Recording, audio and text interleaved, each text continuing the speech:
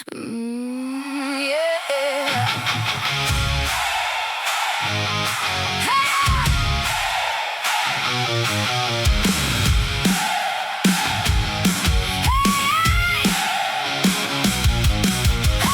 show up after the clock, coffee gone, boards unlocked. You move your night, I move my mind. Late to chess, but right on time. Tell me what you saw before the queen fell hard. Every bad idea turns into a spark. Late to chess, we make a mess, then we make sense. Late to chess, one more game, one more defense. Late to chess. Welcome back to the Late to Chess Podcast. We're back again. We've talked about the importance of playing games, long games, and the analysis of those games or the annotation of those games many times. However, I'm giving an intro for our guest who's coming on. With the discussion I had with one of our prior guests, who happens to be the current guest as well, we started talking about the difference between annotation and analysis. And we stayed late. We did overtime post-podcast. And I was like, it might be a good idea to go through one of these because we've gotten like 4 or 5 people right in saying, how do you annotate a game? What's the way do you do it? Blah, blah, blah. So with that, welcome back to the podcast, Claude Fried. Pleasure to be here, as always. Guess what we're going to do? I have a feeling. It's subtle, but somehow we pieced it together. So let me see. Oh, do you have any pregame warm-up questions, or are we going deep? We're looking at a game or possibly 2. Tell me about when were they? Tell me about kind of how you played them. Were they straight up online? Were you playing over the board as well, like looking at a 3D set? What would bring me into your mind as you were going through these? Were these during a busy workday? Did you carve out time? Tell me, put me in the right place mentally for them. Well, I admire you for many things, and now I have to admire you for your valor because you want to be put into my mind, which is a scary place to be. But these were online games. And since I knew we were going to do this, we talked about having them be fairly fresh. So these are all within the past couple days. And these were played against some bots, depending on which game we talk about, 2 different bots. One was a Chessiverse bot, and one was a Maya/Stockfish pseudo bot that was rated 50 points higher than me at the time. And one game was strictly online. The Chessiverse game was online. The second game was played on my Chestnut Evo game. So it was a online, but all over the board. I tried to play both as if they were like a 30-30 game pace-wise. So I didn't take a 4-hour break and contemplate my move and come back at some point or anything like that. So trying to replicate a 30-30 game. The only reason these games are against bots is I didn't have the editing skills to blank out who I'm playing against. So I didn't want to, portray them, or if we criticize their game or their play, I didn't want anybody to come back at me, 15 years later when they find this podcast, and then say, what are you talking about my game like that? I'm like, I just didn't feel like doing it. So if the bot comes chasing after me, we've got other problems because, we've entered Terminator 2. Agreed. So that's kind of it. Okay, great. I was on vacation. So no work, well, a little work because, vacation doesn't mean you're all the way on vacation. So very little work, fairly relaxed, no long day. And I would say my focus was like a 7 or an 8 out of 10, maybe. Not full immersement because, we're down on vacation with a house full of 20 family members. So I don't think I've ever focused on anything at this point. So, but, right. We're trying. Okay, great. All right. So the stage is set. Right. And for the listeners who are very good at this game, they can probably follow along just verbally. For those of you who are near my level, It may be better to go over to our YouTube channel where we'll be streaming the video so you can see the board as it progresses. I know if I was listening to this and somebody started doing E4, 6, C7, I would be lost in less than a minute. And those aren't even real moves because I just made them up at the top of my head. Anyway, so if it was your druthers, because who knows what a druther is, but if it was yours, would you rather have the Chessaverse game or the Chestnut game? Let's see. Did you play black in both games? Let's see. I played black in this one. Yep, I did. Okay. It's up to you. If I were doing this for myself, I would go chronological. Okay, so let's see. So that's at Seven, least one six, way to think of it. But 7-3. So this was 7-3. Okay, so this was right before. depending on if you if you'd prefer to like dig deeper into one rather than trying to get to both, then I defer to you having like what happened in both games and I don't. Let's see. So These are if one of them is 32 moves on this one, and this one was 47. okay. So What don't if it's no different to you, then let's just go with the first one first, I guess. first one first. So that would be first one first is Sammy Sveshnikov All right. from the Chessiverse universe. And do you play against bots often? Is that I do when I can't schedule things. Mhm. So Okay. with it being a vacation, the odds on me being able to have somebody and say, "Hey, at 7 o'clock, I can be," Hmm.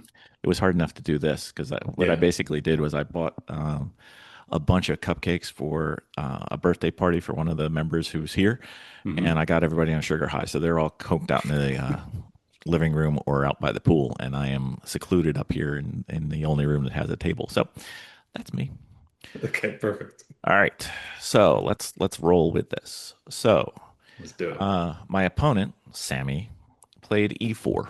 Um, my comment for this, my annotation was standard first move for most games versus white, because most of the games they play e4. Nothing there. And you can jump in anytime. Hmm. Hmm. d6 is my standard first move. I'm working on a version of either the King's Indian or the Pirts, Hmm. depending on who you talk to and who gets yelled at for pronunciations. And sometimes they transpose. So, Uh-huh. so D6 is how I like to start. Okay. This is relatively new to me. I think I'm still in the upswing slope for learning this one. Great. D4, they take the center.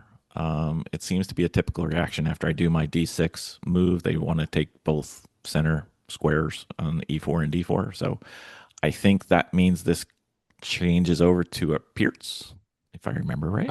I would think so, yeah. Okay, so it's If you transposition. do you want to start naming stuff, yeah. Yeah, I'm so fluent in this opening. Yeah, so Uh, far it just looks very standard. Like black is setting up a dark square defense. So I had mentioned that kind of terminology to you before, like the mhm, dark square versus light square defense. And white's just taking the center. right. So far so good from both sides. So I never consciously or conscientiously, either one, thought of it as a dark square versus light square. So I don't have that in my thinking repertoire yet, but I guess maybe I'm effectively doing it and just not knowingly doing it. I lost you for a second, but Oh, sorry. I I think don't we're here. think of things as in the dark square, light square.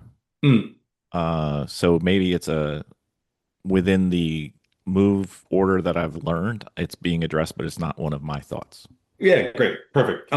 So if we were to just stop here, even before you play, like after your second move after D6, Hmm. what is your aim in general with this opening, after your first move D6 in reply to E4? Do you like, can you put into words like what you're trying to accomplish? So Uh, my D6 first move is to keep them from pushing the E pawn forward. So otherwise I would okay. play knight F6 first. So I don't want to do Hmm. that. I don't Okay. want that to be a response to them. So the D6 kind of prepares for knight F6.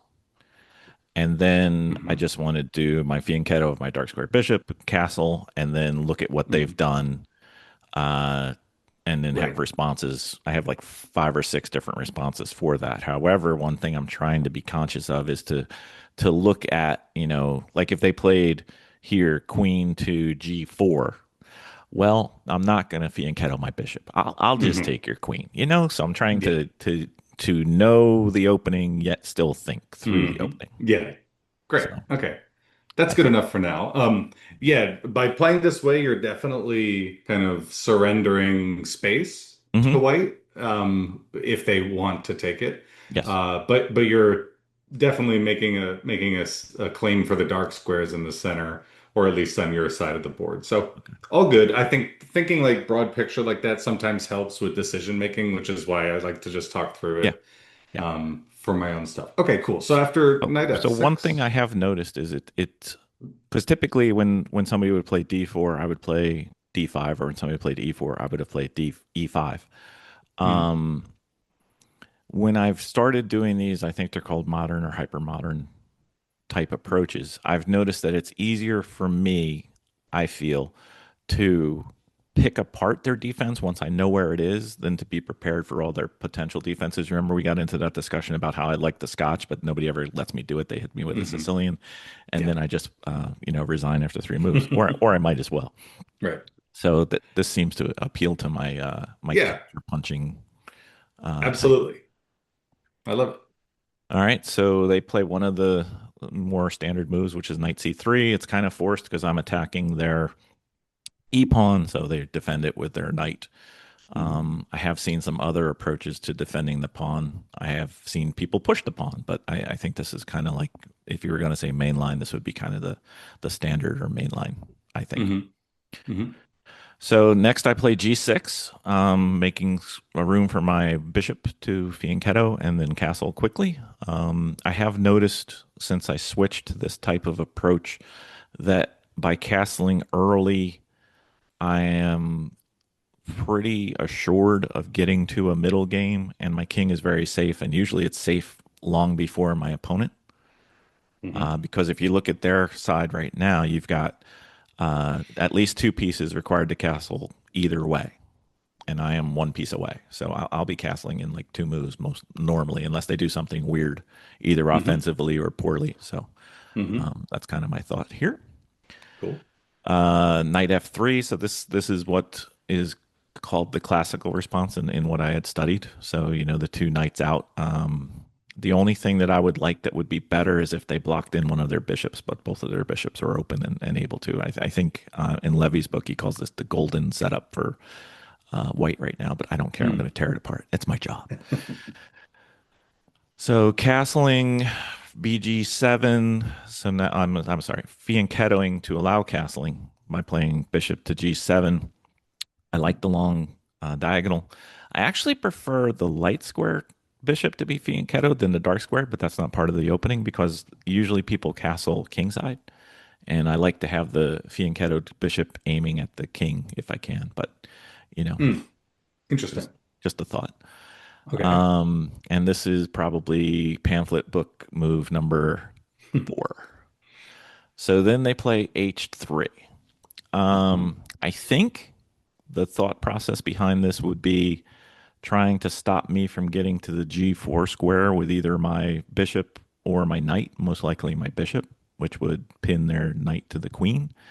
Mhm. Um, I think that's probably a decent move for them. Jesse would say it's not a developing move and be unhappy about it. But I think if I did get my bishop to g4, that would be a kind of a nuisance for them. So I can see why people play this. I mean, I've played it with, this is a bot, but I played it against humans and they've done this fairly often as well. Mhm. Yeah, I think there's definitely some controversy to H3. So I agree with Jesse that it's maybe not maybe not a good move, but it does stop one of your potentially main plans, which is to trade your light squared bishop for the knight of his that controls dark squares. Yes. So the knight on f3. Yes. And as we've already talked about, it since your strategy is sort of revolving around the dark squares, it would make sense that White's a little more sensitive about their dark squares. Is it an overreaction? Definitely. Like it wastes a move. He should play Bishop E2 and Castle probably. I don't know the theory here, so there might be some theoretical stuff, reasons why my idea is bad, but definitely that's where my mind goes. H3 looks like a waste of time. Hmm. Nothing catastrophic, but probably not making the most of the opening. But So like, anyway, so like a good, not great, probably. it's okay. Like it doesn't ruin anything. Yeah, you're not And going to lose because of it, but it's not right. helping. Exactly. As Magnus has taught us, you can do very many things in the opening, and none of it really matters. Yeah. It's not like we're playing in the 80s and 90s where like opening theory, cutting edge opening theory was what won you a game. It's not like that anymore. So anyway, Yeah. all this looks fine. All this But looks totally I fine. will argue the other side of it. If you are really bad at your opening theory, it will lose you a game, It as can. It I can. have done against the Sicilian oh so Indeed. many times. Indeed. 10%. 10%. I did the calculation. 10% win Dang. rate. That's not good. That's not what you want. No, No. no. Everybody's like, oh, it should be about 50. You lose 50, you win 50. I'm like, well, Right. then I got to win a whole lot of my white games. So Fair enough. I will Okay. say this, since I've switched to this for my Hmm. black is actually above 50%. And usually my black was my poorer side. So now I'm having to work on my white side because my black side is better relative to my white side. I'm not saying it's good. We're talking relative. So, Hmm. all right. So move Have five, you we thought castle. about pl Go ahead. have you thought about playing the same system with white that you have in front of you with black? I have, but I fought the urge because I wanted to see different things. Okay. So I found a different open. It's still a system, I think. I think it would be classified as system. Um, and it could be used at white and black as well. Hmm. So Okay. I thought I wanted to see different structures to keep learning as quick as I could because I could play King's Indian attack, King's Indian defense, and just be done. Hmm. Actually, with white, it's probably better because you're a move ahead, right? You are a move ahead. Exactly. Look at that. I know stuff. I just can't do it. Um, But it's all I'm just curious if yeah, like what your that thought was process is. philosophical. Oh, so maybe we should talk about why did I choose this? I like the idea of having white's center kind of fixed, and I know what I have to go after because I can kind of pick at the weak spots. And then two, it seems like the theory is very deep for e4, e5, and the Hmm. theory is very deep for d4, d5. Hmm. And this way, generically, I can play almost the same opening against literally all of them, e4, d4, or virtually anything that people want to play. If they want to play I think it's the English or the Scotch or I mean, not Scotch, the Danish or, whatever other type of food that they want to play. Um, and I only have to learn one thing, but I have Hmm. multiple responses. And the other thing is they don't know this hopefully as well as I do. So instead of being at their center court, I'm at mine. Yeah. I love it. I Okay. love it. So we castle. I think we're getting close to the end of my book, which is Yeah. I was lovingly gonna called say a pamphlet. the game is gonna start soon. Yes. Indeed. Um, he didn't do anything in this game that made me deviate from my plan, so I just kept my plan. Okay. But I think one of the things I learned once I started doing this was don't just blindly, pre-click or pre-move things because they could do something stupid, and that would be great, or give you an opportunity that would be great. Right. So now they play their dark square bishop to bishop e3. Um, at the time during the game, I was thinking, hey, maybe they're looking to castle queenside, going long, because now it's one move away from each other. I don't really think that that's a great square for that bishop at this point. Maybe I don't know. It seems fine to me. In fact, it makes sense of the move H3 from a move ago, where now that bishop cannot be harassed if with knight G4. Okay. Where if he had played bishop E3 first, the knight could jump into G4 and bother it, make it move Hmm. again. Okay. Um, again, I think it's fine. It's like a very solidifying move. It's just basically asking you the question, like, what are you gonna do? So, um, So it's like the Twisted Sister video. I I don't know. I don't know what that You is. don't remember the Twisted Sister? What are you I gonna do with your life? oh Okay, boy, sorry. it's been too long. I know. Um, We so got I to get was the music reference in when we do I know, trivia. yeah, I was just waiting for it. So I think my question, so like who in this position right here, how would you evaluate it already? I know we're only on move six. No, that's fine. Um, Well, the first thing that when we do these game reviews with Jesse or anybody else from the dojo, it's always like they start talking tempo. So mhm, right now, White's got three pieces developed. I have one, two, three pieces developed, but it's my turn, so I'm ahead tempo wise. sure. I think Black's ahead center control wise, Hmm. but I kind of knew that. That's kind of part of my shtick, I guess. Right. It's just going to be that way. I'm feeling good about it because they haven't done anything that I'm just like, no idea what you're doing here, dude. So it's kind of still within my understanding of the opening at this point. So I'm okay tempo wise. I'm okay that I'm behind center wise, and now I'm starting to look at what are my options for trying to break up the center and or attack. Okay, I'm with you. Okay, so this is move six. I played my B knight to D7. And I think this is so I did not do any stockfish work as requested. I did not do any analysis as we talked about. So this is merely on my comments in this game are what I was thinking during the game. And Hmm. Great. I use a creative acronym called IG for things I thought about in game and PG for things I thought about post game. Call me Love it. crazy. So I think this is still a book move. I haven't been able to check it because my hands were tied. What it does is it supports my other knight. I don't know if how they refer to it when the knight on knight violence is amongst your own team, but I'm sure they have a French or an English or an Italian word for it that I don't know. Yeah, they And call it a superficial knight if there are two knights fighting for a square. okay, I don't think that's what's happening here. what I if would they're say, what if they're like twinned, like one protects the yeah, other? to me they're connected. I would Okay, just call them connected. okay. So my thought was this defends my knight that's on f6, and it also allows me to push either my c pawn or my e pawn to start breaking up their center. Hmm. Um, and otherwise, I guess I could go knight b6 to knight c4 and camp out there. That's almost safe, but they do have their b pawn there at the point. So I don't know. Okay. Future drafting prospects.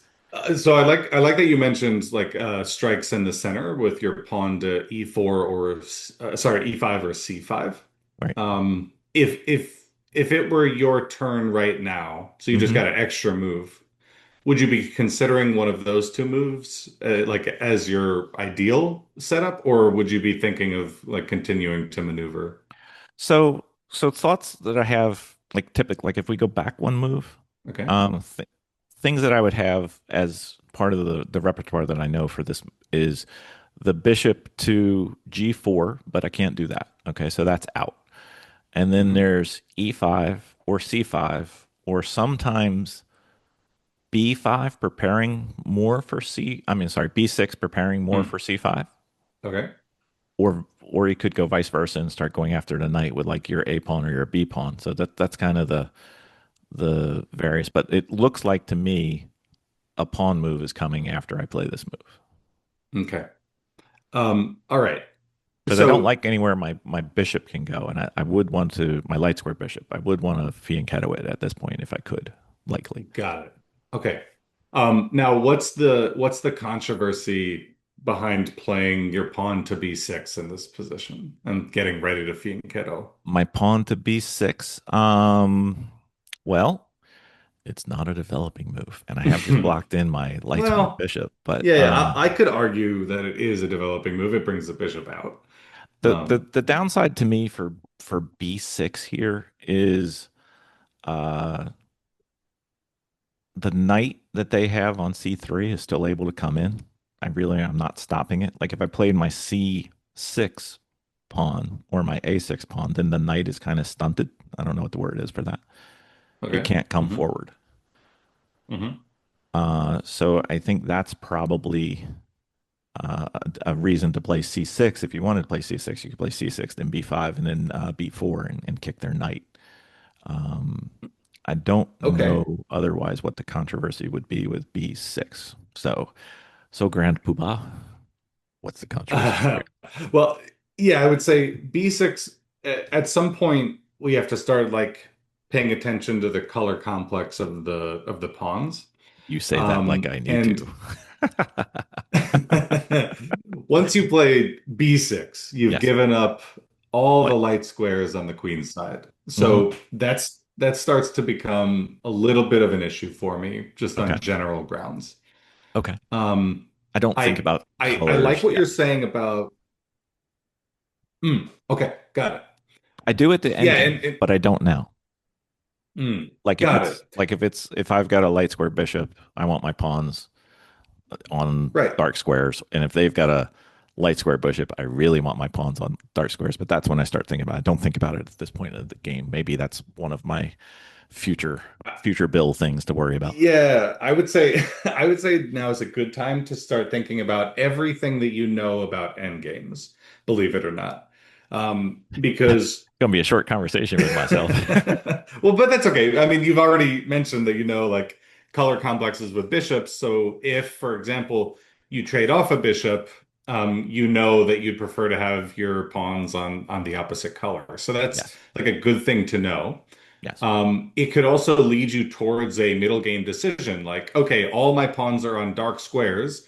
I would like to trade my dark squared bishop and keep my light squared bishop. Yes. So that's like you could think of it as an end game Or principle, but it's or get theirs, influencing. right? Yeah. Yeah. Sorry. I think we're having a little lag, but it's totally fine. Um, yeah. So I think just keeping it in mind and like you know these principles, you know some of them for sure. Um, you don't need to save them all for later, I would say. I didn't know they Um, applied early, so I wasn't saving. It yeah. wasn't like I was I Okay. was conserving my thought processes because Got it. Yeah, yeah. That's funny. Yeah, I would definitely be thinking about that, about my pawns, because like your C6 square, if you played B6 in this position, can you put variations on the board yeah, or yeah. um Like you want this so from here, or do you want it yeah, after their let's move? let's put Queen D2 on. Oh, and you do play B6. Oh, Yeah. perfect. So that's so funny. That's what I was gonna say. Like if we did do that. Okay.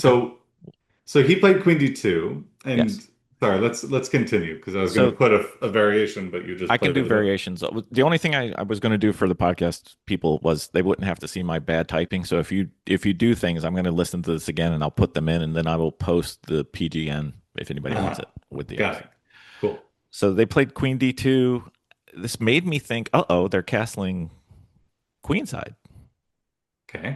And with my knowledge at this point, um, I think that would be bad for me because my king is basically a fixed target, and they would be opposite side castling, Okay. which typically is if I'm playing this opening, what I would typically would have done if I would have seen that coming is I would have held off on my castling and tried to provoke them to castle kingside by shoving my pawns up the ABC Hmm. file. But I castled early, and they were. It was a little weird, but it wasn't bad. I just think it was a little weird, so I didn't know. So we're gonna TBD on this what they're doing.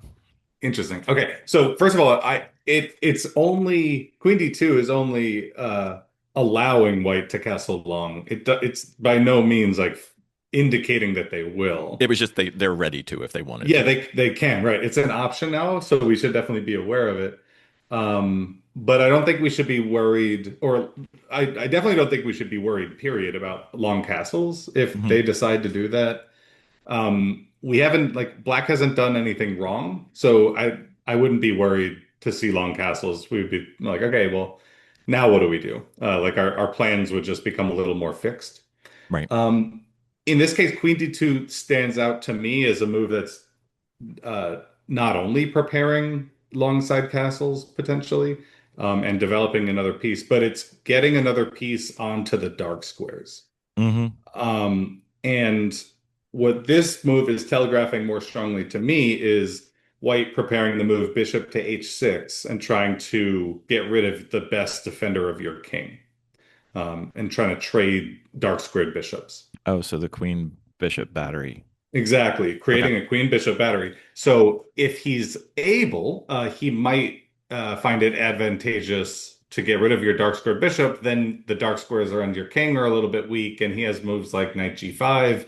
He has moves like h4, h5. And to your point, at some point, he might say, I'm long castling and I'm going to throw every pawn down the board and checkmate you. So I would start to be alert about my king safety, just like you kind of were, but for a different reason. I think Mhm. the trade of that bishop might be scaring me slightly. Okay. All right. So I ignored everything you've told me on this podcast because that's how I roll.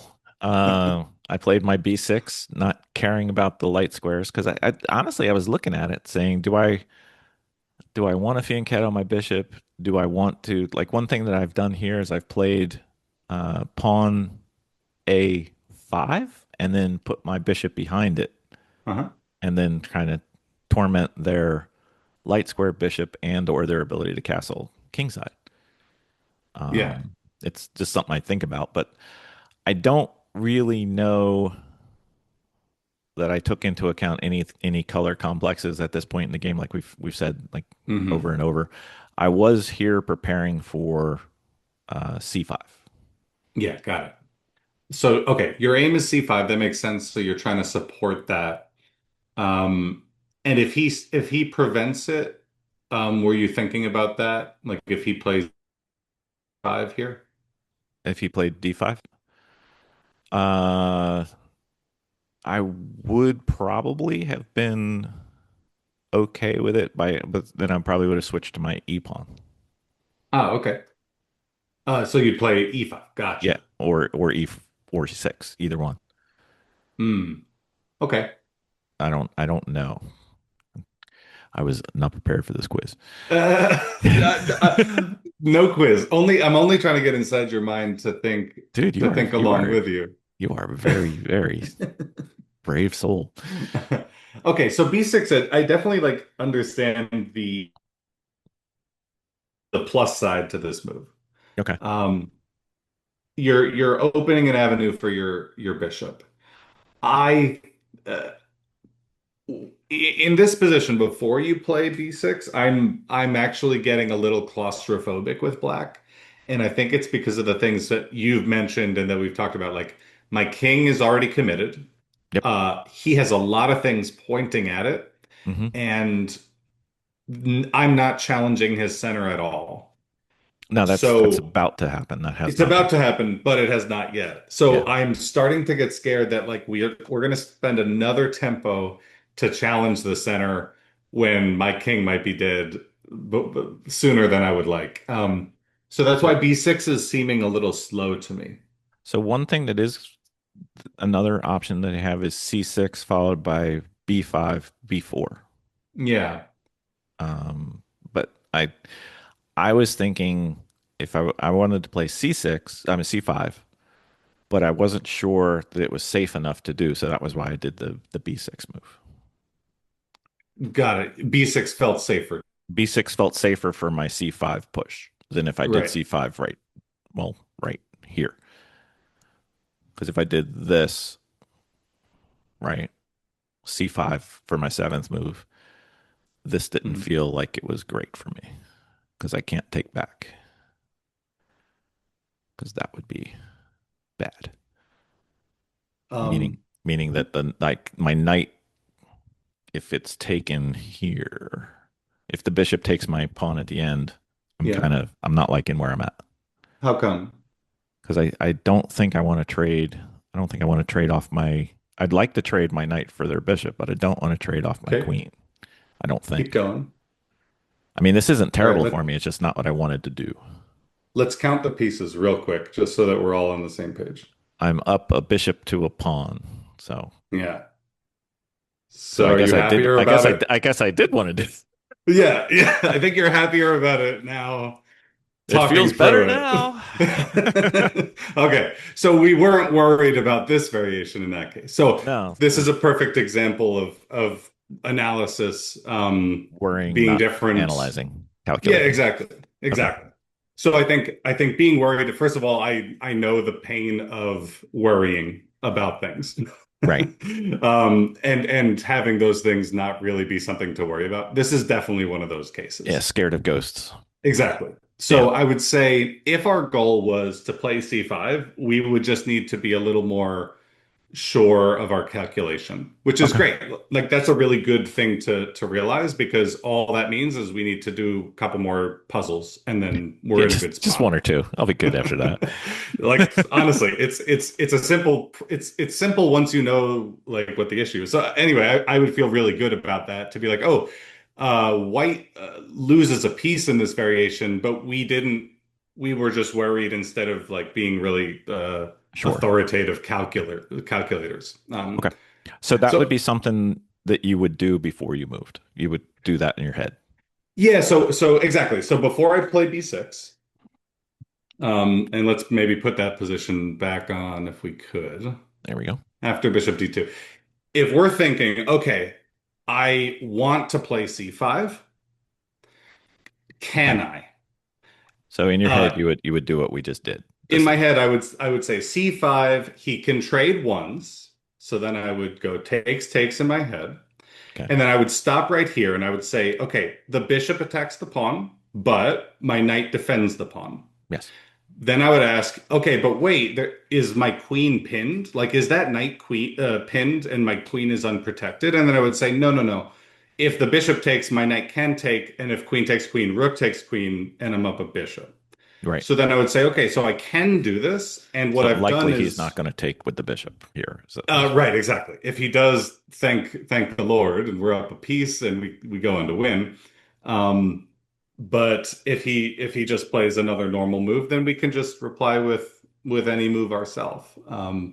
Like if he plays this, we can play A6 and just say, "What are you doing, buddy?" Um, and if he takes, we can take back with the knight, and more of our pieces are developed. He's still not threatening to take the pawn. Our bishop is now alive. Now, if we take with the bishop there, we're going to blunder the c5 pawn. Um, oh so yeah. in all these variations, he could snatch on c5. So that's why I was taking with the knight in reverse, just to Right. keep that pawn protected. Okay. Um, and then I would say like, okay, I have two bishops. I have a pawn towards the middle. My bishop on g7 is really good. And I can move my queen around and develop my rooks, and it's probably about equal or something. Yeah. Anyway, to the point where we were talking about, like, I would definitely see if I needed to prepare the move or if I was seeing ghosts. And in this Okay. case, probably we were just seeing some ghosts. So I guess part of it, maybe this is an issue that I need to figure out. Part of the reason that I stopped and said I needed to have B6 as a preparatory move was obviously I could play C5 in my head, no big deal. I could obviously play they take D takes C5, I take D takes C5. Hmm. But then things started getting, well, they could take with the bishop or they could take with it started getting Mm. complicated and I started Hmm. overthinking it and getting lost with ghost pieces in my mental. For sure. So that was where I started having problems going further in my calculation. Yeah, great. And sometimes you'll miss something and it'll Yes. really sting, and you'll be like, All the time, I would say. Let me recalibrate that. That is all the time I miss something. It's like, oh, this is great. Oh, they just took my queen.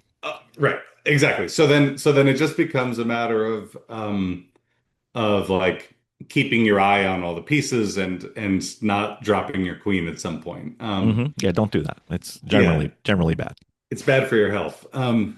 Yeah, I think in this case it's a matter of you're probably overcomplicating it. Hmm. So like if we were to just Like when it goes say non-forcing moves, that's when my brain starts to, sprout out like 15 different. possibilities, and then it starts getting hard and my brain starts going, you don't know what you're doing. And I'm like, yes, Yeah. I know. And honestly, those are the positions that we shouldn't be worried about. The positions where there's not a lot of forcing moves going on.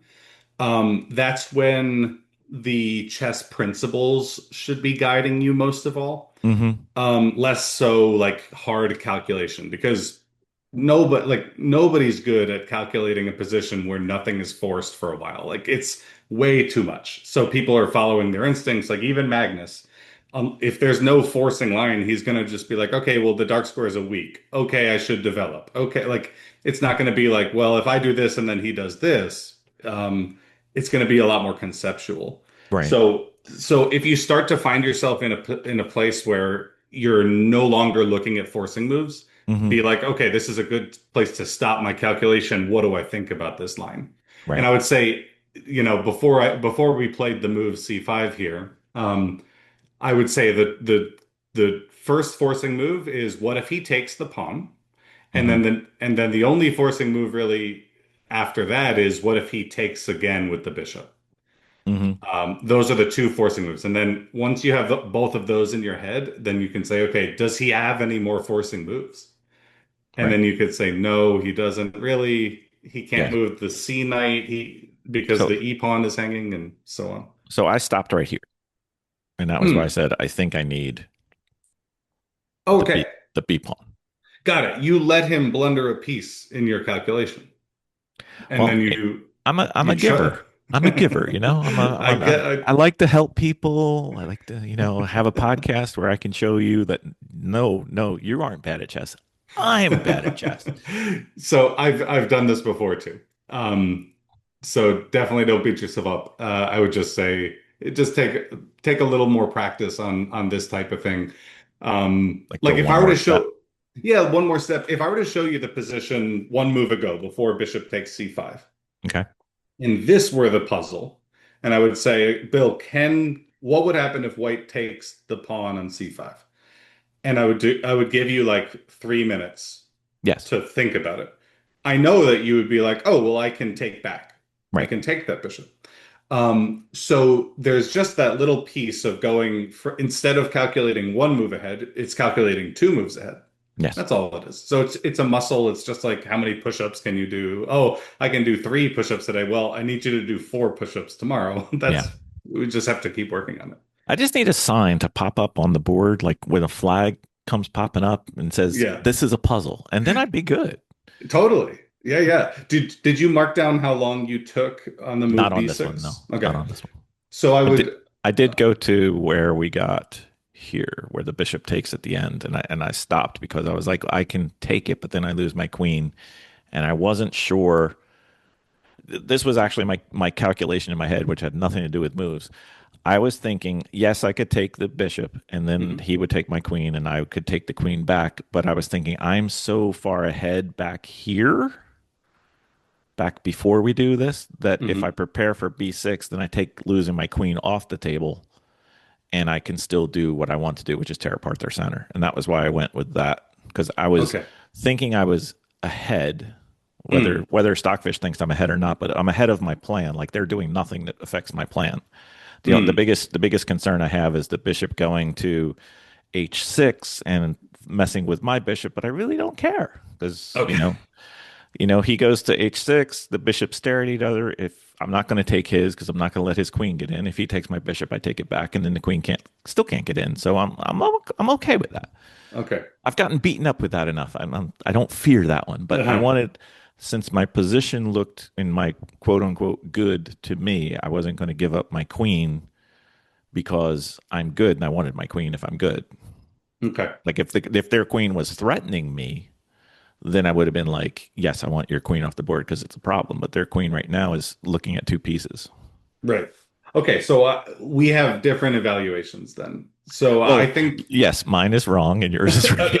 no. I mean, I appreciate everything you said, especially how you feel about the position, which is like an important factor, which is like you're comfortable in this position. Yeah. I think I'm used it's to being confined too. Like you were saying, yeah. you felt squeezed. I'm used to it because I played this Right. enough, and this is kind of like this is normal.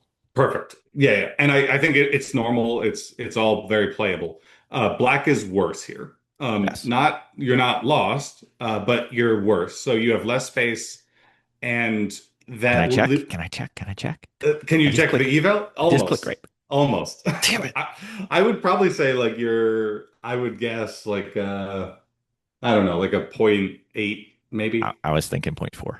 Okay, maybe. I mean, I don't look, know. I'm not My 100. sensei has not allowed me to push this one little button right here. It's a scary button to be hovering right there, It honestly. is so Um, so tempting. yeah, so I would say black is worse and still trying to equalize. Yes, that I agree And with. okay, cool. So then that's why I'm looking at moves like we got to play C5 soon, or we got to play E5 to get like one of our dogs in the fight. Hmm. Because if I would say time is not on our side. If white is given endless time, he will checkmate us. He'll trade bishops, he'll push the H file open, he will bring the queen and knight in, and we'll get mated. And it'll be very sad, and it's just going to happen. We don't have a similar type of threat that's like ready-made here. With black, we're trying to like grasp onto something.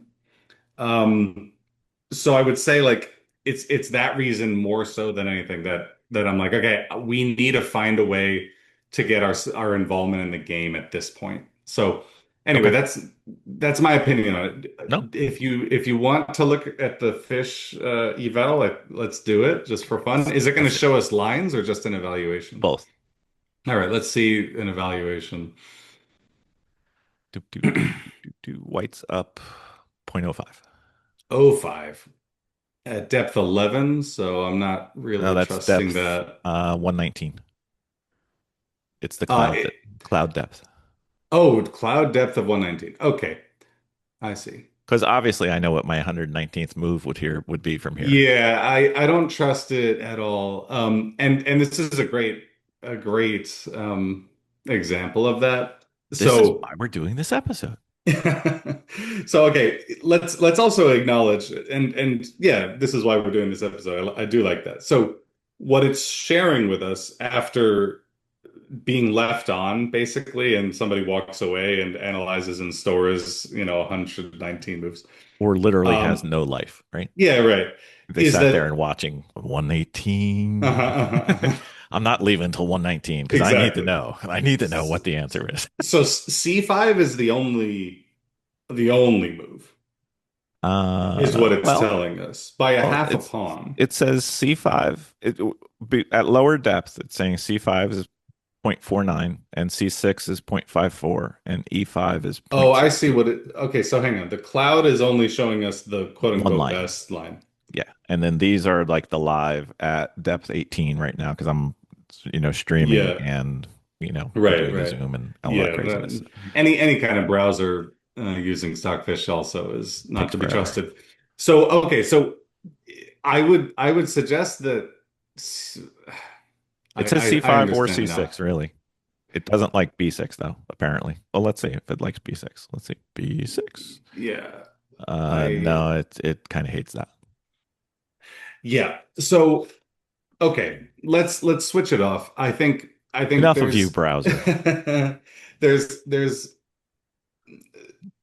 There's usage, but not blind faith. so first of all, I would say that this is not a good position to use an engine in general, Right. only because first of all, if we're going to use an engine, we have to use like a proper engine that has, some threading to it.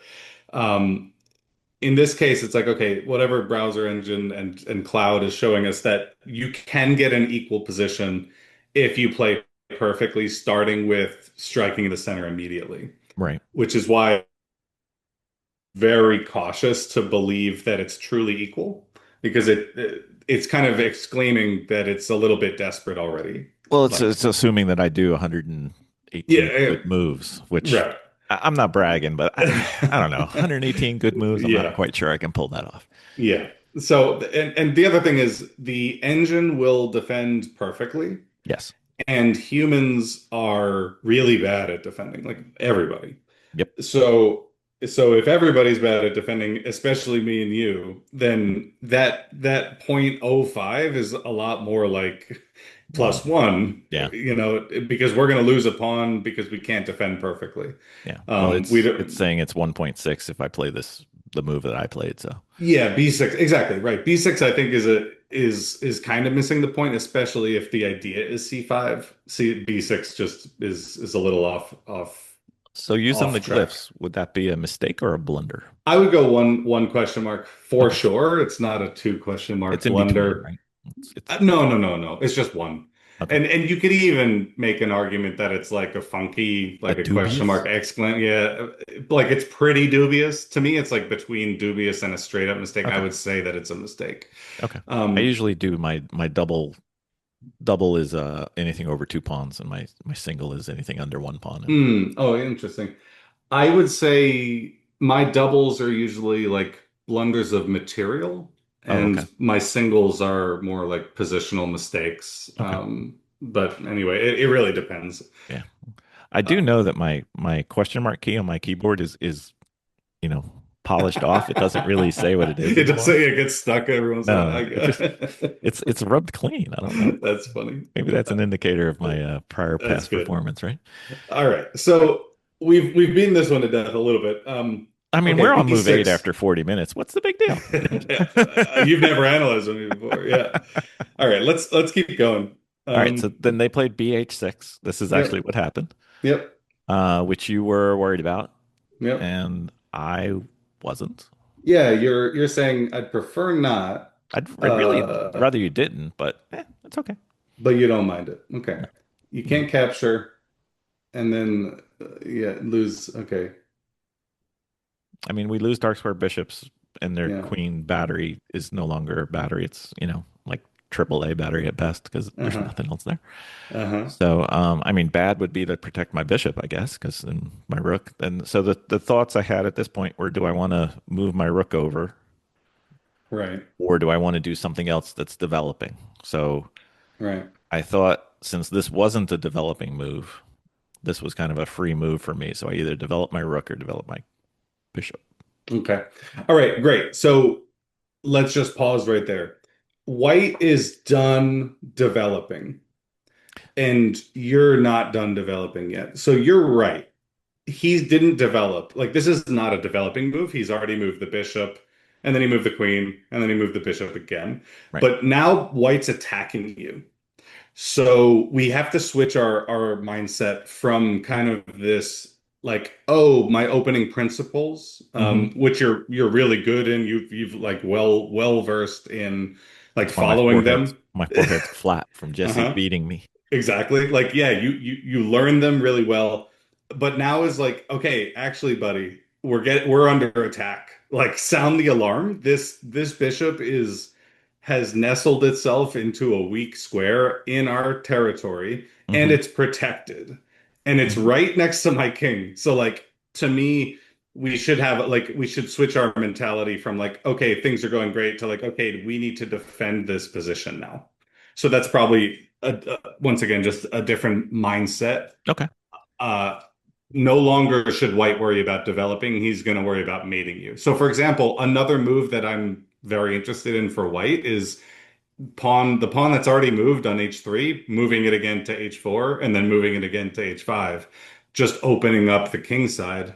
Again, you could say, yeah, but those aren't developing moves. Plus, you already moved that pawn. It's like, yeah, dude, it's kind of we're in a different ball game right now. So Okay. anyway, all just kind of commentary. So bishop h6, you're not too worried about losing the bishop. No. Let's See, see how you I'm react. I'm not worried about the bishop, and I'm thinking, okay, now I think I'm ahead in development because I don't. His king's still in the middle, so to me, I'm winning the development battle. Uh-huh. And my thought is, okay, this is a bishop trade. Okay, don't care really. I don't. I probably Yeah, should, but I don't. And I'm thinking, how do I rip open the center? great. Let's So rip open the center. so naturally, I don't. You know. All right. You've got the right mindset, though. But I Let's was rip thinking open about the. it. Okay, great. So We'll do it later, but yeah, we we're want to do giving. it. I like prepping. I don't know. I'm really prepared to move Yeah, this this move this is pawn.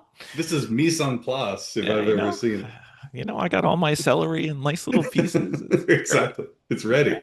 That's right. Yep. Never thought we'd be quoting Food Network when going Some over it. more? What's that? So Uh, at just the time, and maybe this is me justifying my move. I'm thinking if I can start shoving my pawns up the ABC rank, maybe I can induce him to go kingside, which is what I want Mhm. with his castling. Because I'm thinking his king's in the middle. If I can do something quick, I got a chance at it. And I'm looking at that pawn, thinking I can take that pawn, that central pawn, and start to open up the center. Okay. I probably could have done it another way too, but Uh, so far, it makes sense. Let's see what happened. okay. So he takes my bishop and I take back. So Right? this is kind of what I was thinking, and this stops the queen. So I'm not terribly worried about the queen. I'm actually a little more worried about the knight, but the knight doesn't really bother me at this point. Okay. So bishop takes bishop. My king takes their bishop, and now we're playing move 10, which is bishop d3. So they're light squared bishop going to, honestly, I don't really know why they went to that square. You know, Uh, Defending the pawn? maybe. Yeah, Well, yeah, you were ready to take it. I So, was. I'm always ready to take pawns. I like pawns, yeah, especially free ones. They're tasty. exactly. Yes. So that makes sense. He's developing and protecting his weakness. And now he can castle both ways. So I'm kind of Uh, puzzled. Yep. Yep. So basically, I in my notes I say that pawn's now protected, so it's safe two versus two. I always count Hmm. in my head because it doesn't make sense at the table to take your shoes off, and so it's safe. So I do want to still break open the center, and I really want to try to do this quickly because their king is still in the middle, and that to me is, if I left my king in the middle to this point in the game, I'd be worried. Hmm. Sure. So I play e5 here because I prepared for c5, so I play Right. e5 because that's how I roll. That's right. And then so that's pushing on his dark squared pawn in the center, the d4 pawn, and he decides to take d takes e5, and I take back d takes e5. Okay. So it trades, but it opens up the center. Hmm. If they choose to take with their knight, that's okay with me because I can take back. Hmm. I don't think they should. Hmm. And to be honest, in game, I was actually more worried about that because I was fearing and not calculating. I was fearing if they played, let's just play it out on the board. If they played Hmm. knight takes e5, I played knight takes e5. So it's just a knight trade on top of what Hmm. we've done. I was concerned about some type of discovered attack issue with my queen. Hmm. Um, Although it doesn't appear at first glance to be, because this is a light square bishop and my king's on the dark squares. Like that would be Right. a big concern if it was sitting there instead. So Sure. And yeah, I would agree. Also, first of all, you've won a night already, which we're yes, glossing over, but that's fine for the demonstration. Your queen is also protected on its home square by yes, both rooks. hmm So even if there was some tremendous discovered check like attack, yes, there isn't much he could do because your queen is protected. So if he right, could move the bishop with tempo, and then we had to do something else, and he took your queen, you can still take back. right. You do seem queen trade averse to me. Like, I like my queen, but I'm getting better at it. I uh, don't like giving up material. If but if you you said, get Bill, what are you good at? It would take a lot of numbers before I got down to sacrificing pieces. okay, but trading queens, what do you think Trading of queens that? is okay. Okay, and in this case, it would be a trade, right? If Yes. he, okay, Yes. I guess the thought is not so queen averse as fearful of discovered attacks. oh, okay, great. Um, so and that's just due to I know what I've screwed up in the past, and there's like that the calluses or the pain points are still there. So Hmm. um I don't want to Yeah, fall for those. yeah, for sure. And to me, what that means is great. We've diagnosed uh another pain point where we'd want to go through more discovered Yes. attacks to Yes. find out the times that they work and that the times that they are nothing to worry about. Yes. Um, if we're still a little paranoid about them. But anyway, Me? Never. so Apparently not. good job. You struck in the center, and now black has equalized with the pawn count in the center. We finally have a pawn occupying the center. That's good. Um, and I would say, despite his king being in the center, he's not that worried about it. He can castle either side, this move or next move. There's still kind of no rush. Okay. So I'd say black has equalized potentially. Hmm. Um, Or closer, right? yeah, definitely. I see kind of no problem with black's position anymore. Okay. I'd be feeling much better than I was a few moves ago. So, all right, You just didn't have faith in me, man. Which, I mean, let's be real. Justified. well, let's see what happens from here because it's still early days. Okay, castle's short. Castled short. I think that was better for me. And one of the things I put as my notes was I wanted to check after I'm allowed to go see if castling long was better for them there. Uh, cool. So my suggestion is that that's um I don't think it's bad. I think the other might have been better. to me it's not an engine question. Okay. Because it's more of a concept. So we have this game, the way it played out, he castled short, we castled short, and something's gonna happen, it's gonna play out a certain way. Hmm. The alternative, which is castling long, like Right. I'll pose it as a question to you. Why would white choose to castle long here?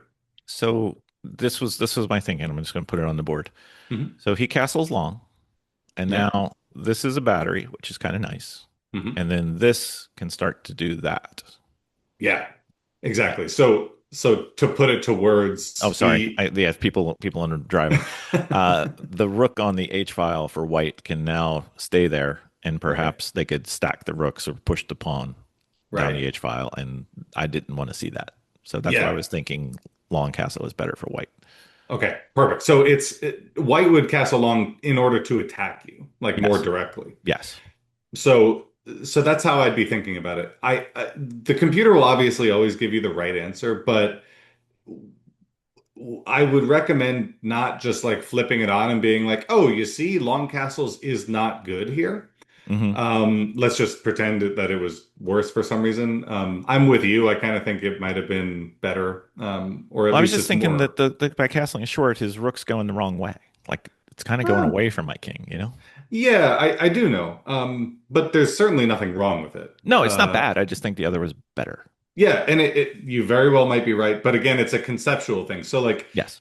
what I would be thinking about So and it's not do an as engine an number thing. It's a yeah, I concept. mean, like here's the thing. By turning on the engine at that position, you'll get an answer, Okay. but then it won't help you. That answer won't help you at all. I am 100% on board with that because Yeah, I so often sit there and say, why is that better? exactly, right. So like you'll Like learn it'll that it say was A3 here, and I'll be like, what? exactly. Um, I think it's just not the right time to be for quote unquote like the truth. Okay. I think if you wanted to, as an exercise, set up the position where white castles long Hmm. and play it out from there, either Okay. against a person or against an engine or against me, and It's almost the same thing, honestly. we'll see like what happens, and you'll just get a sense of like, okay, well, what white is going to do is this, and what I'm going to do is this, and like, can black defend? So it's Hmm. just it becomes like an exercise more than just a Okay. clicking a button. Anyway, Okay. just my 2 cents there. Yeah, no worries. So, okay, so he castles short to get to kind of a symmetrical-ish position with kind of nothing going on. Yeah, that's kind of where I was at. I was like, okay, Yeah. that's good for me. Yeah. Okay. So Um, what do we do? so naturally, since I'm trying to break open the middle, I don't. Um, I play Queen E7, and Okay. I'm thinking get my rooks connected Hmm. and start to look for things to do on the king side because I'm looking at their board right now. And if you break the board in half, and I'm not sure this is the right way to do it, if you break the board in half vertically, their queen, their bishop, their knight, and their rook are on what I would say the wrong side of the board. And Okay. they've only got their their knight, which is quite good on f3, and their rook, which is terrible on f1. And I've got pieces aligned equivalently, but my queen's looking to go in this direction. My knight's looking to go in the direction of the king. My bishop is it's on the wrong side of the board, but it's looking the right way. And now my rook can start to come over. So I'm thinking about, something along the lines of move my knight, let's say knight f6 to knight h5, then play pawn f5. And now my rook can start to go up and over for a rook lift, and my queen can come over, and then I can start to squeeze on their king a little bit. Okay. Cool. All very ambitious. I'm a dreamer. You are a dreamer. But I like that. So It's all better of to that, have a plan. yeah, I'm totally with you. In this position, whose king is safer? His. And why would you say? Well, he's got no risk of back rank. My king is kind of off. Oh, I'm probably gonna just you're gonna get like queasy at one of my moves coming up, um, but I think it's a good move. But we'll see. Okay. His king is kind of safer. I really don't have a good diagonal to get to him. I mean, he's got a little bit of dark square weakness on h2, but it's kind of hard to get to right now. Uh-huh. He's got a knight where you want it. That little uh, I'm sorry, f3 or f6 knight is always a really good protector. So in my mind, his king is safer than mine because mine's open technically on two different diagonals, on both on dark squares. And Yeah. the only thing I do like about mine is that it's off the back rank, and I can start to think about, do I want to go down rooks through the H rank and Sure. start pushing? So, um, I agree. I agree. I think your king is a little weaker, which is why when you said the move your knight and then push pawn on f7 to f5, I I know. did get a little queasy Well, because that don't worry, looks there's worse coming, buddy. it looks like it sounds to me like White slipped you $100 bill under the table and was like, "Hey, play knight h5 and f5 for me," and Yeah, you were like, please do "Okay, that. I'll do that." Yeah, That looks very suicidal. thank you. Um, I'm here for you. You um, said it'd be a game that was going to entertain you. it's good. I'm very intrigued. I'm totally fascinated by this game. So, to me, I'm thinking more about the center at this point. So, Still, like okay. the D&E files with my rooks. Hmm. And I'm thinking still about the pawn on e4 for you to potentially target, which it looks like it's very secure at this point, which it is. But you have a knight c5 maybe one day. You have some decent pressure. So I think that black is doing fine. Yes. Um, I would struggle to justify like a brazen attack on the king side because his king looks very safe to me. Well, it wasn't a now thing. It was a future draft Sure, picks. sure, Yeah. sure, sure. But just kind of thinking out loud. Yeah. The thing that I'm worried about is this D5 square Okay. for the white pieces. So a knight arriving on D5 is something that I would really not like to see. I would just trade it, wouldn't I? Yeah, so at the moment you're covering that square twice, so he couldn't jump his knight in there without losing a pawn. Right. But if you were to, let's say, play knight h5 on this move, Yes. then he would be able to jump in, and then it's like, do you want to give up your bishop for that knight? I don't think Right. so, Yeah. because then you would open up his bishop, and your queen is on the e file, and he can put a rook on. It's like that doesn't look good to me. Okay. So something to be cautious about. Your knight on f6 kind of has an important job to do. Hmm. But okay, anyway, so that's where my mind is at, just to keep you along with me. Okay. So how do we continue? So he plays knight g5, which is it looks scary, but I didn't think it was really scary. Because I mean, Okay, what's he gonna do? what do you think the idea is? What are you gonna do there, buddy? No, because I mean, he's not gonna take my h7 pawn. He's not gonna Right. take my f7 pawn. He can't go to e6. He Yeah. literally can't go to e4, Right. and he literally can't go to h3. Right. So you're just gonna go back. Right. So if White had an extra move, what could he do? If it was White's turn here. but it's not. But it's not. I know it's not. But let's just try to make sense of the move rather than just say that it's literally a waste of What time. would he do?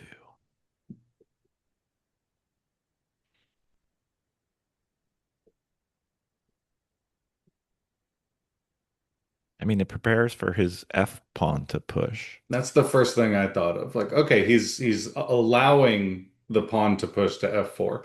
I don't know if it's a good move, Yeah, but what it starts to do is highlight the fact that your f6 square is very weak because you've moved your g pawn. So that right. knight, despite it being protected by a knight and a queen and a king, that knight is not protected by a pawn. So there is some fragility on the f file. So it's So Italian. Fragile.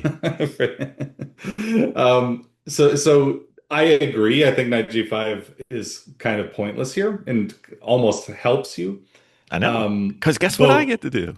yeah, I have a feeling. H6, Yeah, buddy. exactly. There you go. So you take some more control. But you're maybe like a move away from being scared. So just something to be cautious about. Okay, so I I guess got he goes back, or I does got he? news for you, buddy. I am not scared. I am far from scared right now. I am Okay. feeling good. You Feeling good. did just you just gain a nice tempo there. Exactly. So he goes back to where he was. All right. I really didn't Okay. think anything So else for him to not a good do, move. you know? Yeah. So now hey, let's start really opening things up. Okay. So I play I like knight it. to c5, Mm-hmm. pressuring his light square bishop, which I would like to see go away. Mm-hmm. I'm always of the plan of I will trade my knight for your bishop almost any time. Just ask. I'm good with it, especially with the center starting to open up. Mm-hmm. The other thing was it was preparing for one of my rooks to go to the D file, which would have made a Mm-hmm. skewer onto their queen, which I tend to like and think it's good. Yeah. Really good. So he plays inexplicably to me rook f to e1. Mm-hmm. So I guess he's trying to protect his pawn. Yeah, two things I would say. One is to reinforce the pawn, which is now under even more fire by Yeah. both knights and bishop. Hmm. Second is to put it opposite your queen. Right. So if you were to remove the e pawn for a Remove both moment, pawns. Yeah. Doink, doink. yeah, or even just the white pawn, then Yeah. he has pressure on your center. Yes. So Okay. rook to e1 makes a lot of sense to me. All right. Doesn't to me, but that's okay. I don't usually Mm. play the white side. Let me tell Mm, you, whatever how bad my elo is when I'm playing my side, it's worse when I'm playing the other side. mm. So it's All definitely not an right. even game. Okay, so I So like play. for example, let's Yes. just to, in this position. Okay. Well, okay, rook a to d8. Play your move, rook a d8. Oh, we're gonna see this. Never mind. So good. Rook a d8. Okay. Great move. And now Okay. he Yeah. plays knight d5. Yeah, And he exactly. plays knight d5, which kind of shoves his knight into the middle. Right. Um, I The- think it's fairly easy that I need to trade off my knight here. Okay. Um, because it to me, I'm going to end up a pawn. Right. And but this is highlighting the e pawn, your Yes. weakness on the e file. Yes, it's not helping me there. So if knight takes pawn, knight takes knight, pawn takes knight, rook takes Yep. pawn, and protects my e pawn. Yeah. So far, so good. So queen c3, which Okay. pins my pawn. Right. Attacks it again. Yes. So now I can't move my pawn because I really wanted to play the pawn to e4 and fork. Mm-hmm. But I hate when the other player plays well. But anyway, Yeah, yeah. so then I played f6, which protected my pawn, really blunted their diagonal for the queen, Okay. and solidified my center a bit. Okay. Oh, why didn't he play bishop c4 here? I He didn't played ask. bishop e4. Yes, he played e4, which I thought was worse. Yeah, I don't like that at all. No. That's oh boy. All right. So this is the first really bad move So you want to go back and for play as if they did play c4? yeah, bishop c4 is the only move. I didn't think Um about it in game, so I haven't looked at it. It did feel like e4 was worse. yeah, it allows you to just snap it off. I assume you took it, right? Yeah, I take Yeah, you took the yeah. You already admitted that you'll take a bishop. You don't have Yeah, to ask you twice. So, not too often. I mean, I'm in. um, all Uh, right. so if So he played c4, yeah, I C4 did looks look at this, but I didn't. it looks very, very irritating. Couldn't Because couldn't I do number something like this or no? well, he's attacking the rook. Do you want to give him the No, I rook? don't. Well, no, I don't. Yeah. So that's the first thing to acknowledge is he has a tempo here, Right. and your rook needs to probably move. And it can't go here, here, Yeah, here, here. you can't enter, so you'll have to I'm retreat. I'm going back this way. So that's already annoying. Um, and the second part that annoys me even more is that his light squared bishop lives. Yeah. That I'm not happy about because look at the light squares around my king now. Now we can start talking about like a truly weak king on G7.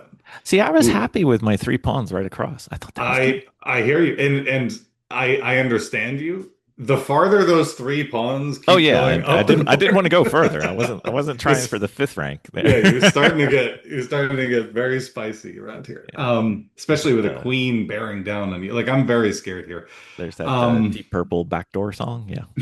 oh gosh. Um, ooh.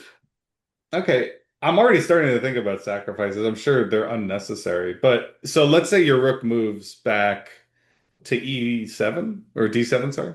Yeah, probably. And he plays knight takes E5 and then rook takes E5. No, it doesn't work because queen to F6. So I'm just thinking out loud. You can block the discovered attack. So this is no good at all. It's not terrible. But Right. it's yeah, very yeah, winning for black. So anyway, it's starting to look shaky, but that particular variation is terrible. Okay. So all right. Um okay, bishop e4 is a double question mark as Double? far as I'm concerned. Yeah, Okay. that's a Double. really bad move. Okay. Because of if does it not lose material on the spot? Yes. Okay. So rook e4 and you play rook c5, Yep. rook c4. Yep. Okay, so it doesn't lose material on the spot. I didn't see You're how it would, but yeah. okay, you're right. I was worried that that discovered attack, the bishop attacking the e4 square, Hmm. was going to win material. But yeah, rook c5 isn't it? Could we go back to Yep. your after rook takes e4? Yeah, here. Um, yeah, instead of rook c5, is there some mm, is there something fancy? I don't think so. I'm not a fancy kind of guy. Mm. Yeah, because you could play check, Can I though? but there's no point. Not only can he just take it and it's a trade, but he could retreat the rook too. Because if So that I looked at this yeah, and then that and then that, yeah, but this was hanging out, and it's probably yeah. going to have to go back here. It's just a trade. Yeah. So not better. Okay, so it's not as horrible as I thought, bishop e4, but it's still really terrible. All right, so rook c5 is what my mind said right away. Okay. Um, so far so good. Okay. Then they played rook Rook c4. c4 only move, and then rook d8. I like it in on general grounds, of course. However, this is the point where I'm starting to think about cashing in. See, Uh, I'm not a big cash in guy. okay. I keep rolling the slot, let it ride. So one way you could cash in instead of rook f8 is capturing the knight on f3.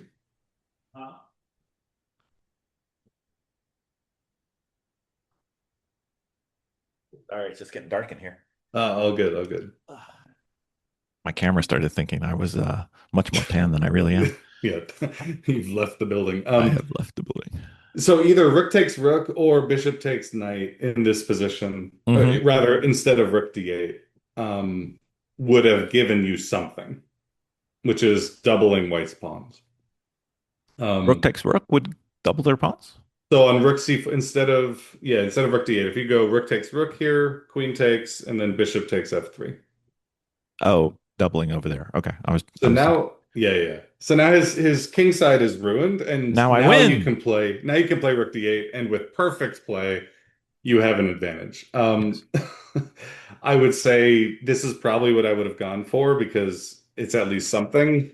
Um, but it also does get rid of your nice bishop. So it's not like 100%. It's not a slam dunk or Okay. something. So okay. Anyway, rook d8. I did rook d8, just, you know, kind of So you're scouting around. allowing, yeah, yeah, you're allowing him to double your pawns, Yeah, but they're not in front of my king, which so I could which care he does. less. There you go. Okay. So he goes for I'm it. not saying I'm right by saying this, people. I'm just saying, that's my thought process. So like, my king's not over there. I don't care. Yeah, love it. Okay. So he Okay. takes with his rook. I take with my And B pawn. okay, so you want to keep queens on the board again. Uh, Not necessarily. Like I would be kind of cool with getting his queen off the board. So did you think about queen takes on c5 instead of pawn takes? I thought about it, but I didn't think it worked as well as it did. Um, it probably is the better move. I don't know if it's better or not. It's at this point like a matter of taste. Hmm. Where like or it's at least a strategical choice, I should say. Like, do you want to trade the queens or do you want to leave the queens on? So you played the move that leaves the queens on, Yes. but then you said you were not opposed to a queen trade. So this would have been the way to like all like encourage a queen trade strongly. So do you Um, think in this position he would have traded? Probably See, because that's one of the yes. things that I have is I'm not sure Well, what if else they. does he do? He could play queen b3. Uh, no, I start to get queasy. I think he would trade queens. Okay. Because queen b3 you could take on f3 again and then play rook d2. So Okay. um Because I'm never sure they're going to, and then I start thinking, well, that gives them more options, and the other one is kind of. well yeah, so what's the alternative for white then? If he doesn't trade your queen there. I don't know. That's why I Yeah. I played the one that I was like, okay, this is Uh, fairly easy Fair because enough. my queen's protecting this one, the two pawns on the fifth rank, Cool. and Okay. he's, you know, I don't see a way for him to get to my king. His knight isn't doing great because Mm-hmm. it's only got one square that's forward, Mm-hmm. being h4. So I could just take the knight whenever I want as well. So I usually Right. won't, but I could. Right. And one way that will make me take bishop for a knight trade is if I could damage their pawn structure Yeah, in front for of the king. sure.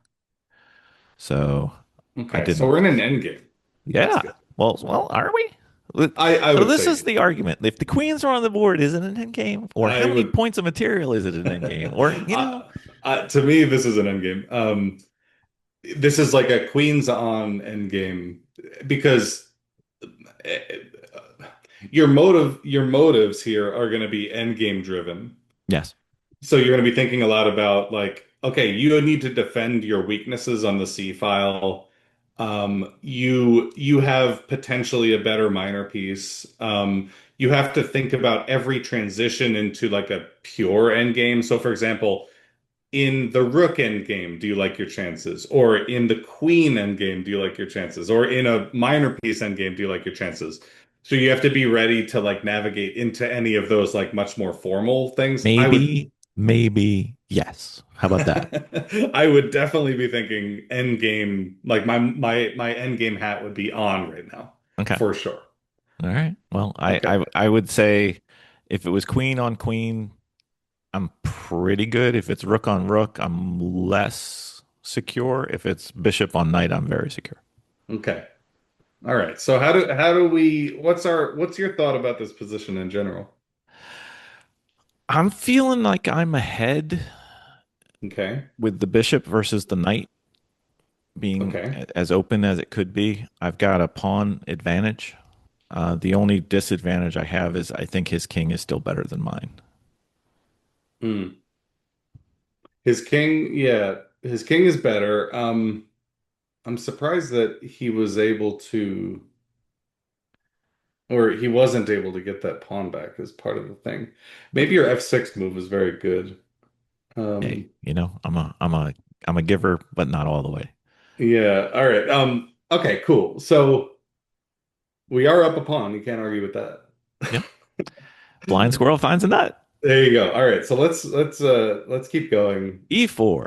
I'm looking at this E4. going, my pawn can be a real pain right now Yep, because yep. it's doubly protected at that square and kicking their knight. Because I really, in my mind, I'm always looking at it like I really want their knight that's in the prime king position protection to leave. Sure. And this is kind of getting it off that square. So I'm trying to get that knight off of the F3. Okay. Um, and then so he played knight to D2, Right. which I think is okay. And then I just wanted to get my king off of the diagonal for the queen. Sure. And then if I want to, I can play F6 now and protect my Mm-hmm. E4 pawn. No, I'm sorry. We can play F5 and protect my E4 pawn. Mm-hmm. He takes my pawn, which pins his knight. Everything. Everything is everything is pinned. Yeah, there's Okay. pins galore. Okay. And then he plays pawn, Right. But and this then just gives you the yeah, you maintain the material. so I move the F pawn up to protect. So it's basically going to be a knight for bishop trade, which I'm sure is fine with him. And now I've got my E pawn again. It's not as secure as it was before, Okay. but I'm still up a pawn. We have a pass pawn. Yeah. Yeah. So he plays queen to C4, adding pressure to my pawn, which now is attacked twice and defended once. And then I thought this was a pretty slick move. This was a Bill knows a little, not a lot, but a little bit about chess. So I played Yeah. rook to d4 and That's it a was nice one. protected by my pawn, which is protected by the queen and protects my rook, and says to the queen, "Yeah, buddy." No objection to rook d4. Pushing the pawn was my first instinct. But there can't be anything wrong with this. I was thinking it was in the middle. It's getting a tempo from their queen, Hmm. unless they have like a aneurysm or something, and you know. Yeah. So he moved to queen b5, which honestly I was surprised. I don't think Okay. it's good. Well, it's not attacking anything, right? No, it's just sitting over there on the wrong side of the board looking at empty squares. Right. So Okay. so then I played, you know, rook d2. I Hmm. figure I can be just either a nightmare pawn sweeper or um, trying to get the pawn more forward. And Hmm. because if I can play my e pawn two more squares, it's protected by the queen. And now if it's on e2, it's protected by the rook as well, so it's safe on that square, and it kind Hmm. of ties down both of his pieces. Hmm. And I've got Also start thinking about mating him. When your rook is on d2, you can think yes, about the g2 square as well. yep. So then he played queen to c4, which attacks two of my pawns, which is fine, but my queen protects the same two pawns. Hmm. However, I do have 2-on-1 on my e4 pawn because he's got the queen and the rook, and I've only got the queen. Hmm. So looking at e3, now it's back to one-on-one protection, Hmm. and I thought that was good. Then he plays queen c3, Hmm. which does attack my pawn again, leaving it 2-on-1, and attacks my rook, but my rook's Hmm. protected by my pawn, so it was kind of complicated. But so then I decide that I want to break the pin of my pawn, so I could move my pawn forward, and I played queen g5, which Hmm. protects my pawn, does have mate in one, and he decides that my pawn is worth more than his king. I was like, okay, that's good. All right. So Uh, And I'm not No, sure this was a stellar end game for white. uh, maybe not. Well, obviously not the way it ended.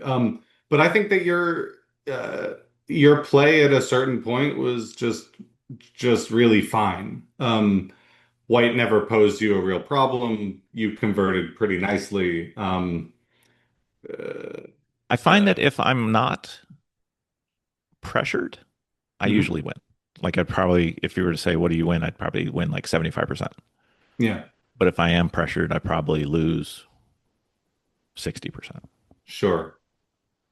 Interesting game. So I think if we were to just go back and click through really quick, and I mean like yeah, like a real Okay. like the quickest. So So E4 E4 D6. So I think the thing that I want you to have in your mind is do you are you hoping to play C5 or are you hoping to play E5? here. Not here, but Oh. like in general with the spirit of playing D6. So I the think the three moves that I'm looking for are bishop, yeah, G4, yeah, E5, or C5. right. So I think And this one protects me against E5 with the pawn push. yeah. Yeah, yeah. I'm so with you. I just think having that answer really clear is like I'm aiming for E5 or I'm aiming for C5. I'm in the, it depends on what they do. It depends on what they do. Right. Um, Like I'm not good enough to have a preference yet. okay, fair enough. Continuing on, I think after his queen D2 move, um, here, and this is yeah, this is where we flipped on the engine. Um, I think yeah, understanding that now is like the moment to equalize. Or screw it And up. Don't forget, I can or screw it up here. you could screw it up. And it's more than just because it's more than just like this understanding that you won't blunder a pawn on C5. If you were to play C5 here, you're not blundering a pawn. It's more than just knowing that because after you played B6, your intention wasn't to play C5 right away. You were then like, well, hang on a minute, now I want to play my bishop out. So there was a little bit of like relaxation. Yeah. So why is, I guess the question to me is C5 versus D6. Why is B6 so bad? B6? Yeah, B. This. Yeah, so B6 weakens all your light squares, and it gives him all the time in the world to just go and kill you. So Besides that, I mean, like he has an unmolested center, E5's, and yeah. I guess I didn't see the so impact of E5 here. and honestly, like even though the computer's shouting it at you, like it's not even like E5 knight back, like, okay, fine, like it's good, but like even just H4, H5, which the computer says is second best and it's like almost half as good, Yeah. is what I Right. would be truly afraid of. Yeah. So human Um, wise, you're more scared of H4 than E5. yeah, and or even Bishop H6 and then H4, like the attacking ideas are just so ready for white. Okay. Like white has moved on to the middle game and black is still, and I understand why this might be controversial, but like black is still developing, he's still in the opening, and white is definitely mobilized and is ready to start attacking. So I think it's the slowness of B6 more so than like the weakness of the C6 Okay. square, for example. Because this Um, is like one of those times where I would look at the game through Stockfish. Okay, so process wise, what I do is I put down right after the game as quick as I can. I put down all my thoughts, mhm, and then I go back and I go through and I try to analyze the game, kind of like what we did here, mhm, mhm. not as well. And then I go back a third time with Stockfish on, and this would be one of the times when I'm going through on my third time with Stockfish. Now, if we do a postmortem, that's in between. It's either before the first one or after the first one. Mhm. If we were to go through here and I was clicking on, I'd be like looking at this going, I have no idea why Stockfish says E5 is so much better Right, and B6 is terrible because it goes right. from, even to plus 1.5, 1.6, whatever. Yeah. So that this would be an example when I would go through with Stockfish and be like, No idea. Right. And I that happens to be all the time. So that's why it's like way more important to talk through this with Hmm. somebody than to have stockfish. And I know Yep. that's not always possible, but this is a Right. time where like it's almost there is no use to stockfish just being like, "Oh, you lose in 100 moves. Sorry." That 117th move, you're not going to be happy. Exactly. Like we're like seeing one move ahead, two moves ahead. Like none of that matters. So like even if C5 wasn't registering as a threat here, I think there should be alarm bells going off that like he can trade my best piece on G7. He is ready to castle the next move. So like in my mind, White's king is not in the center right here, even though he literally is. He can castle at a moment's notice. Yeah. And black is not ready to threaten him. We're still very cagey and far back. Yeah. So between the moves, white moving his bishop to h6, white moving the pawn to h5, and the queen in and the knight to g5, like there's a lot of scary things happening. Um, that's why I'm thinking like, okay, vamos, we gotta do something here. See, this is where Um, my bad play is a gift because I wasn't worried about any of that. yeah, and it ended up not biting you, which is lucky. So let's keep going. B6, just give me a few more moves. Um, B6, he trades. Keep going. We trade. So like right here, E5. This is Move 10. certainly, yeah, this is certainly not the way for white to play. White Um, taking there is nonsense. So you think push for white? Uh, you don't even have to. Just sit? You could say you could play h4 because is black threatening anything suddenly? Like Not yet. if you take him, he takes back with the knight and improves that piece. See, I You was thinking remove he can't do h4 because I can go here. and is that threatening something if he just continues to push? Listen, don't ask me these hard questions. If I'm white, I'm bloodthirsty right now. So like moving your knight away from protecting the h5 square is like a very nice thing for me. Okay. So I would be thinking like keep that knight there no matter what. Okay. Um, Until further notice, right? until further notice. Like I would be curious and if take my h4 move off the board real quick, and go after move 10 e5. What does the engine say here? Let's go see. It says castle long. Castle long, no advantage. That's hard to believe. Well, short, it says castle long is point 0.2 ahead and 0.05 ahead for short. So it is better, but not a big deal. Uh-huh. Remember, Oh, that's depth 47 for the top line. yeah, still I'm not I mean I get it. It says castle Um, though, for sure. yeah, interesting. Yeah, I think Well, let's see what the D takes is, because that's going to be I think that's going to be bad for it. Yeah, it lost like yeah. point 0.2. Yeah, that's not surprising. But and again, I think maybe this is where, I'm a mere mortal myself. So the thought of white only being equal here is like, I don't know. White still has a center. So let's just play some moves. So let's castle with white, long castle. Long, And what's black supposed to do? A6. A6 is like, oh, and we don't know, but it seems to be much better than anything else. A6 or RE8. Okay, Oh, let's play wait, no. ace. A6 or Queen E7. Okay, Queen e7 makes some sense. Let's play a6 because that does make sense. Let's play a6 and then h4. A6, and then it wants G4, actually. Oh, wait. Oh, now g4 that's speaking my language. You see, okay, so that's a scary that's a scary move. That's a scary move. Not to me. Oh man. I need Well, you actually, it need to likes D see me a little takes bit. G4 and H4. No. Oh, it first takes and then plays g4. Interesting. Um, See, this is why I would okay, lose but against G Stockfish. Full Stockfish. see this Just letting all the listeners know, to be honest, if I'm playing against full force Stockfish, I am not going to win. You're not gonna win. But these are attacking ideas that are horrifying to me. So like takes and G4 is a really frightening idea. Because it's Ignorance, everything that I don't want to have happen. ignorance is bliss, man. I am fine. So, okay.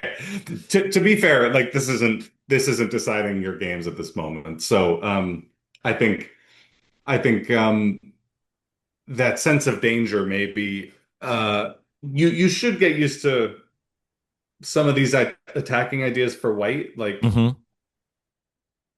position a bunch. The reason that moves like H4, H5 are jumping out and G4 looks really cool to me is number one, opposite sides castling. Yep. Number That's two, that made me unhappy, by the way. right, right. Number two, your king is unsafe because your best friend, your favorite defender is gone, the bishop. So your Hmm. king is very naked out there. Hmm. Um, and and uh and white has full control of the center at the moment. So you know, But besides that, but besides that, okay, I take it back about I take it back about full control. It doesn't really, but it's like it's a little too much for my taste. So anyway, a good game, truly. I think all it even more than the calculation, which you know definitely led us astray a little bit. you mean the one Is where I stopped where with the you queen? right, Yeah. exactly, where you were like worried about the queen trade, not realizing Or that you whether were up a whether I piece. wasn't really worried about it. I was thinking it wasn't better for me than having them on. Right. Yeah. And I think, yeah, you were probably overthinking it because in the midst of everything, like you were winning material and just going to win the game. So, I, but I would keep an eye as we keep doing this, and I'm sure we'll look at the other game another time or a different game another time. I'm going to keep my eye on whether or not you always like are worried about a queen trade. Um, is generally, that I like the would thing? prefer not to, but I'm Yeah. becoming more accustomed. Like, remember when I think we talked a little bit about when I started my whole game, because this was back when I was a kid and I played. I would beat almost everybody, like almost all the time, and all I would do is not drop pieces. Hmm. Like pretty much just don't drop a piece, It's and great advice. I'd win. And that worked for me. My opening repertoire was either A4 or H4 because I wanted my rooks out, and just go for it in the center. Who cares about the center? That wasn't even a thought. And Uh-huh. all it was like make move. Is it safe? Let go of piece, and then let them bash Right. their heads against the rocks. So I Right. don't like to give up pieces inherently because I played that way. From the time I learned the game when I was like 4 or 5 till like senior in high school, Yeah, I like that. but not a lot. Like I wasn't like a chess player. I was a person who played board games. Right. So, I didn't know there was a chess book. I didn't know there was depth to this game. It was, read the Parker Brothers pamphlet on the little, rectangular box that had a chess set and a backgammon set and a checkerboard. And, that was it. Yeah. So knew nothing. And that's just how I played. So now when I started playing, giving up pieces, sacrificing things is so antithetical to everything I knew. I'm trying to do it. And if I see it to the end, no problem. Hmm. If I don't see it to the end, I start to feel like, am I doing what I call the fancy play syndrome, the FPS? Am I sacrificing Hmm. this because it's internet cool, meme worthy, or is it like strategic? Hmm. And I'm not Right. sure where that line is. Sure. In the position that in this game, after Getting there. where was it that we were talking about we Whoops, were went too far. proposing C5, so it was a bit earlier, yeah. Earlier? Um, I thought it was yeah, later. it was when you played B6 was Do, the main do, thing. do, do, do, do, do. Here? I know we're jumping all around. Yeah. So we were talking about C5 here. Oh, and Oh, we that's can right. flip the engine off as well. Oh, yeah. Uh, That's why everything's slow on my end. yeah, exactly. So C5 here, we were talking about it, and you were And I not sure stopped you here. exactly, and Yep. you didn't want to allow them to take your queen, and like that made your brain shut off a little bit. A little bit. Yeah. Rather than going the extra step to say like, am I losing my queen or am I trading queens? I knew I Because was it trading. So Okay, so I knew I would trade, but I wasn't sure that this after my rook recaptures was right, better than this with my queens on the board. Because I right. thought I had more offensive options with the queen on the board, and I thought I was attacking and they were defending. And do you still think that, or Well, I didn't say I was right. I just said, well, I'm curious because like certainly the idea of having the extra piece is more important. well, if I took his queen, I would be more okay with losing my queen because then he can't castle and he's stuck in the middle. But okay, we're talking about kind of secondary points to the fact that you're up a bishop, But when you're right? terrible, secondary point But the makes question things is, complicated, and that's where I lose the thread, I think. right? You're thinking about the complicated stuff instead of the easy stuff, which Yes. is funny because you just told me about how you won every game by not dropping pieces. Yes. Which But is, now by the I know way, what to do, so I play the hard stuff and screw up the easy stuff. It's very that simple. if all you did was not drop pieces, you'll be 2000 by the end of the year. Like that will get you so far. I love you, and you're one of my favorite chess players, It's but I need to take you somewhere because you are smoking crack, sir. it is true. Um, in this case, white loses a piece, so it doesn't matter if you trade every other piece Oh in yeah. this position. Like the game is over. So that is one thing that I have gotten to because I remember when I was early on, I was studying with a coach, and he used to say, if you're up a pawn, you've won the game. And I was sitting there saying, you aren't playing the same games that I'm playing. But now I'm to the point where if I'm up 3 points of material, it's definite. If I'm up two, it's pretty likely. Like I'm feeling really happy. And even a pawn, I'm feeling like, okay, I understand what you're saying now. Yeah, But sure. yeah, so once I was up a piece, I should be thinking that way. Yeah. We should say pieces for sure. Like you'll win a game if you're up an exchange or if you're up a piece, you should Yeah. expect to win those games. Yeah, exchange is Um, kind of the borderline for me. It's like it's not the 100%. Yeah, yeah, you're dead.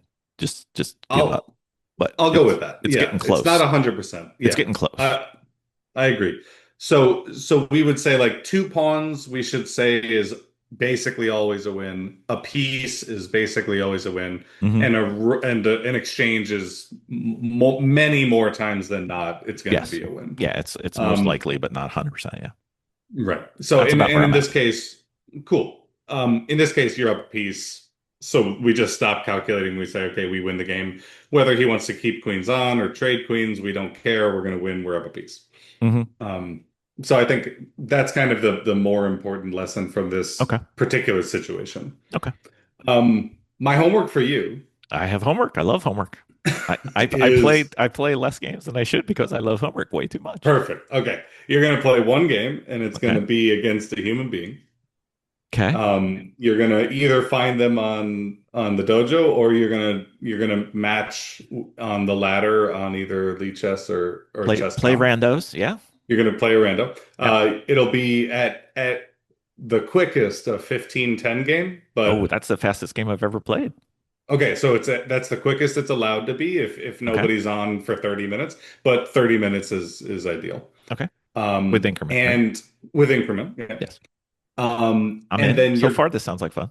so far so good. You're going to once the game is over, you're going to copy it into the dojo and leave the player's name out of it so Okay. that you won't be publicly flogging them Okay. in the future, just in case. Okay. And then we'll do the same exercise with a human game instead of a bot, and we're going to find a lot of things to be quite different, I think. Okay. I can do that. What do you So think? so before we end the episode, if you got time, Yeah.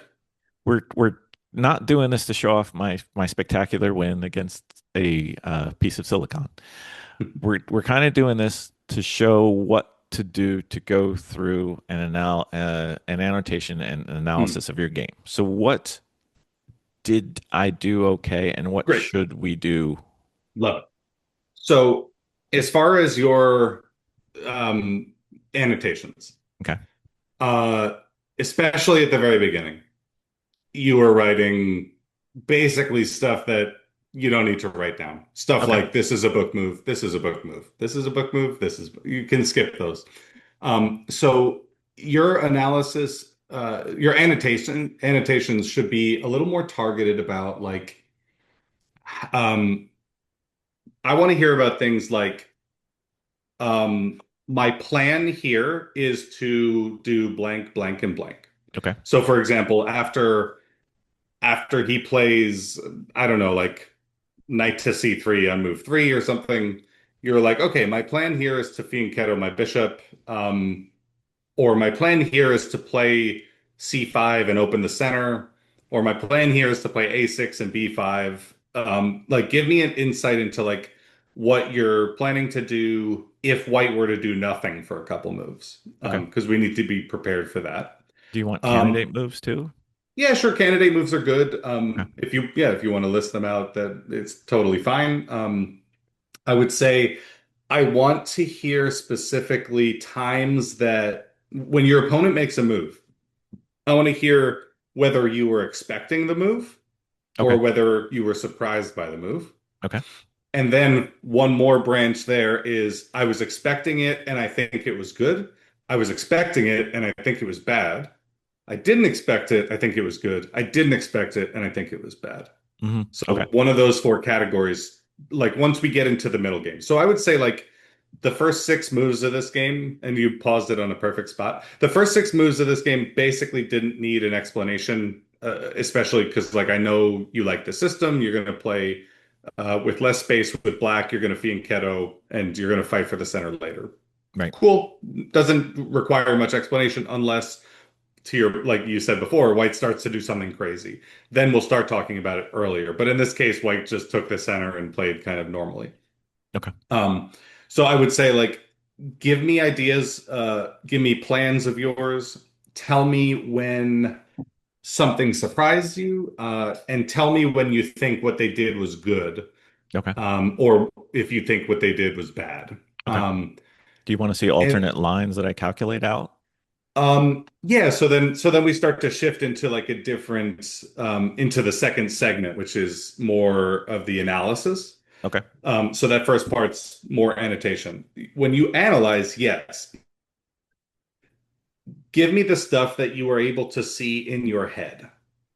Okay. Show me those lines. So like, okay, here I saw that if I pushed the pawn, then he would take and I would take, and I didn't see farther than that. Okay, cool. So let's just put that on the board and kind of make it a relic of the game. And then we can go into that, like, oh, should we have spent time calculating that? Did we calculate it well? Hmm. And so on and so forth. Um, so yeah, you can go into it a little bit. I still say we are like light years away from making Stockfish useful for us, so I would just leave the engine off. Okay. And then at a certain point, we're going to be, and I still think like we're definitely in the uh, concept learning mode plus tactical, like true, like ironclad tactical understanding, where like we know when to be afraid of a discovered attack. We know when to be afraid of a pin or something like that. Just because we don't want to be unsure about these one movers. Hmm. So if you see these things, like, yeah, write it out. Like, oh, I saw this pin and I wanted to exploit it like this. Or if Forks. he, Yeah. yeah, exactly. He can't play this move because I can play this move. Like anything that you saw in that regard, we want to see it and we want to double check. Like, okay, were you seeing ghosts when you saw that fork and it's not actually a fork? Or it's like, oh, I saw this fork, but he could just take my knight for free, so I was hallucinating. Like Yes. these are good things to start to get to know. What So really, about it's like, oh, what go about ahead. when you like I don't know, this may be just my mutant brain. They make a move and my immediate move is this. And then it's like, oh yeah, that doesn't work. Do you want to know when I do that? Yeah, absolutely. Okay, because that's like the intuition. And usually if I my intuitive mood is terrible. Great. It's So just let's see it and maybe diagnose. We can definitely glean something from it. okay. Whether whether it's helpful or not, we'll see later. But I think it can't hurt Yeah. to know like At what least would I you don't just do click anymore. It's just like exactly. intuition click. And it's like, oh, Yeah, that yeah, was yeah. bad. That Doesn't was Jesse have a thing that's like like I forget what his things are, but it's uh like the 1 second, 10 second, one yes. minute thing, or like I Yes. forget what it is, but Yeah. having that like 1 second, like what would I play if I needed to move now? yeah, like put that down, especially if it's relevant or like you almost did it and you changed your mind. Yeah. Um, Because usually basically it's like I like just don't see that. It's like, oh, I can get you, but you can get me first. Okay. yeah. And we want to see those moments so that we can start to get the patterns like, oh, whatever, like you miss this kind of thing more often than you see it or something. Right. Um, so I think, yeah, first of all, great game. You converted really well. You saw a lot of stuff. And like the critique here is not that much, believe it or not. I think we need to see against a human. Yes. I really do. I think engines are going to make certain mistakes that are just not we don't deal with them the Even same ways. Sammy Shmeshnikov? Even Sammy, yes. So anyway, you have homework to do, I and do. You're I think making we'll me hit play it. chess. You know, Yeah. you're terrible.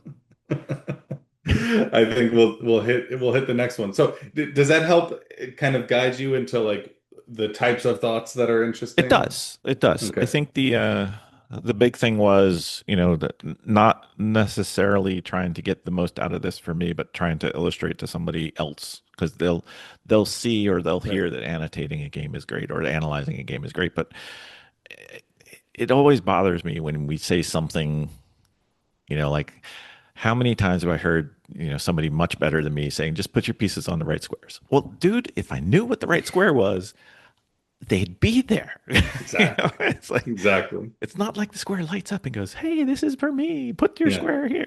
So I thought this would be helpful to illustrate exactly, what I'm doing at least, and then augmenting it with what going through it, the value of going through it with somebody who's a better player than me, which there's no doubt. And also what you can do to do the next level. So I hope this was good. And if people like this, then maybe we'll do another one in the future. Who knows? Definitely. Yeah, definitely. And comments, questions, I'm happy to hear it from your viewers too. Because we can dig into this. And frankly, there's no one size fits all. No. But I think the ability to write in the most accurate way possible what was going through your mind during the game, which includes like the short variations that you calculated, the things that surprised you or didn't surprise you, the things you expected but then didn't happen. Because Mhm. then if we were to find like, oh, I keep expecting this thing to happen, and then like maybe you were to talk to one of your pluses and they would say, oh, well, you should never worry about that because X, Y, or Z. That becomes like an immediate fix, and then Right. it's like it saves you years of therapy, frankly. Well, I mean, I could So use that, you know. We did have somebody shockingly write in saying, "Hey, do you need a minus?" And I was like, that might actually not be bad.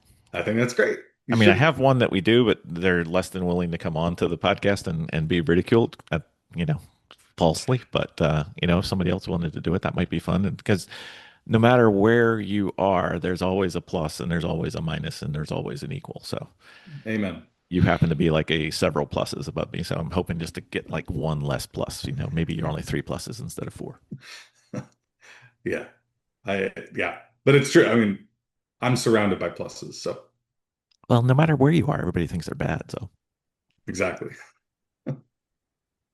Anyway, good game. And good job annotating it as well. I think you definitely spent some time on it, which is half the battle, frankly. yeah, because my annotations usually take about 2 hours. Yeah, that sounds about right. I mean, for Okay. me, when I come home from a club game or something, I'm up till midnight writing about it, just because I don't want to forget anything. And I usually forget stuff anyway, like on the drive home or the train home. It's like Yeah. I do my best, but you know, Very well. life is hard anyway. It is. If chess was easy, it wouldn't be quite so much fun. Exactly. Yeah, well said. Nice. So thank you, sir. Appreciate it. Another one in the books, and we still have to do that plan for the New York trip because I've got dice with your name on it. They're sitting Okay. right there, right over there. Perfect. We'll make a plan. I'm sure we will. Exactly. Fred Wilson, bring him a All wheelbarrow. right. Thank you, sir. Appreciate it. Take her easy. All right. Yeah.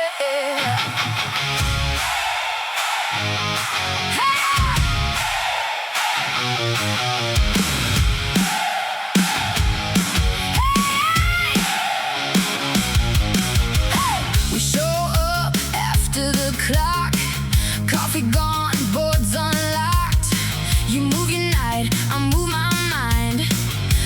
to chess, but right on